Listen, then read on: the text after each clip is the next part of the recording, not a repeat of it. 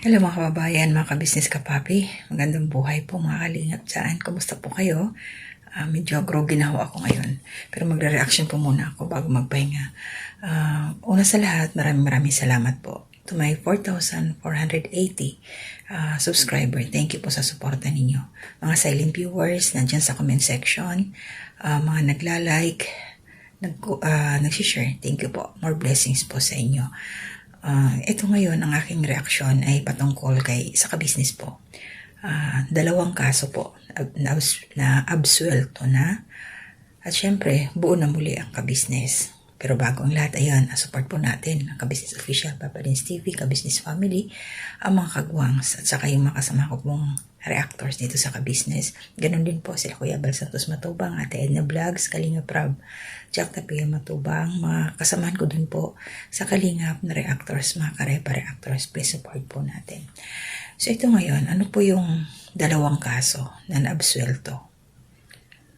Unang-una, maraming salamat sa ating Panginoon dahil napaka-stressful yun, yung may nagreklamo sa kabisnes, pero ngayon wala na, clear na po. So hindi talaga nagtatagumpay yung mga ganong mga galawan kasi alam ng ating Panginoon kung ano talaga yung totoo at mga nangyayari. Yung tama lang. So thank you Lord dahil doon wala na yung stress ng kabisnes.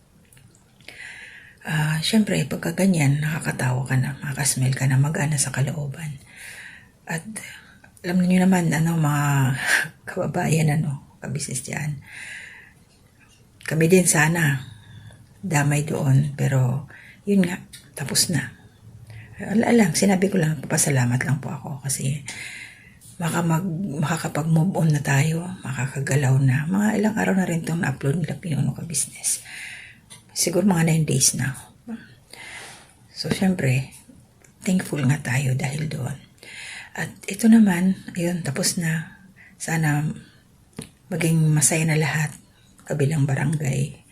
Mag-isip na lang tayo ng mga mabubuting bagay para tuloy-tuloy lang ang buhay. So, yun po, maging masaya na lang tayo sa mga nangyayari. Maraming pwedeng gawin na mamomotivate pa tayo. Magiging maayos pa yung ating pamumuhay. Kasi alam naman natin na sa sitwasyon natin ngayon, huwag na puro problema ang ating kakaharapin, di po ba? So, close na tayo doon sa isang kaso na clear na, absuelto na. So, pangalawang kaso, solved na din, yung patungkol kay Bong. Ayan, umuwi na si Bong, sumama kila kabisnes, may bonus pa. Ando na si Jinky. Lumalaki yung pamilya ng kabisnes family. Padagdag sila ng padagdag. Nakikita natin ngayon ang sitwasyon na masaya na uli sila. Ito anong pasintabi ho dun sa comment section na nagsasabing parang nag-aalangan si Jinky kay Bong na pag hinahawakan ni Bong, inaalis ni Jinky yung kamay. Naman po, wag tayong ganon. Alam naman natin na nag-a-adjust pa yung tao. Nandun pa siya sa sitwasyon na alangan naman sunggab agad. Ba? At saka mataas yung respeto ni Bong dito kay Jinky. Hindi katulad ng mga nakaraan niya. Ito ngayon iba. Talagang natuto na siya. At syempre nagsisimba na kasi si Bong. Nakakarinig na siya ng salita ng Diyos. Kaya alam na niya na may limitasyon. Mag-antay-antay siya. At nakakatuwa. Sila Mrs. Kabisnes, Mr. Kabisnes, buti na lang na may CCTV. May nakabantay. Tutulog sila lahat. Pero ayun, basta masaya lang tayo sa kabisnes. Ayan si Jinky, nakakita natin na unti-unti na rin yan makakapag-adjust. Andiyan naman sila Ate Vera nakasupport. Tinitingnan ko siya, si Jinky. Siyempre sa umpisa, blanco talaga siya. Mangangapa pa yan, natural yan. Pero makikita natin yan habang tumatagal.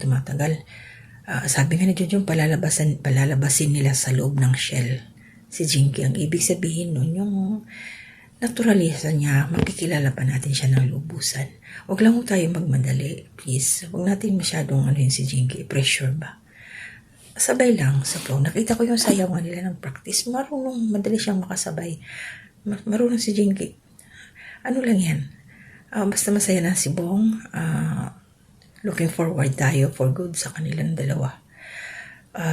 Siyempre, nung hindi natin maiwasan, tayo kay Bong, questionin pa rin natin niya yung baka mamaya, saglit lang yan, magbago uli, tumalisod, kumbaga, matalisod uli.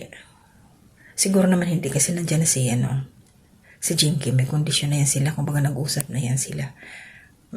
Kailangan makikinig na si Bong, nakaalalay si Jinky. Kaya mo yan, Jinky.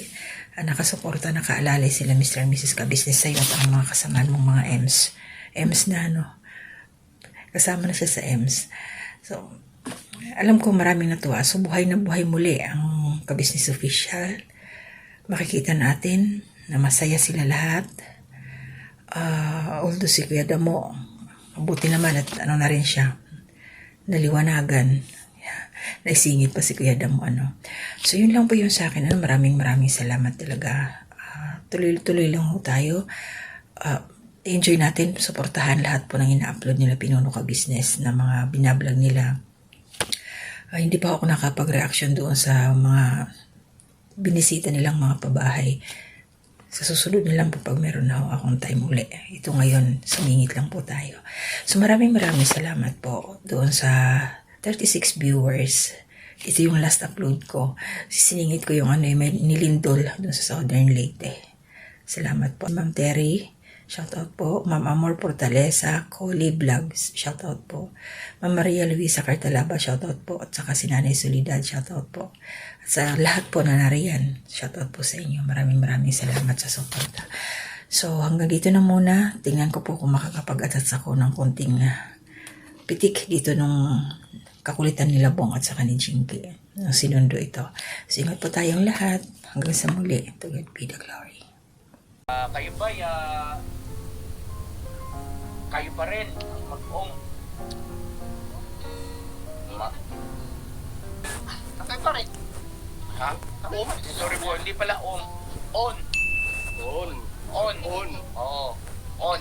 So, ibig sabihin ay, kayo pa rin, mag-on pa rin kayo. Ibig sabihin ng mag-on, mag-boyfriend, girlfriend pa rin kayo, magkasintahan pa rin kayo. Pumunta nga ako dahil yung ayoko nga gusto ko mahuli. Jinky, tinatanggap mo ba yun na ikaw ba'y tawag nito kumbinsido o ikang ay mag-on pa rin daw kayo?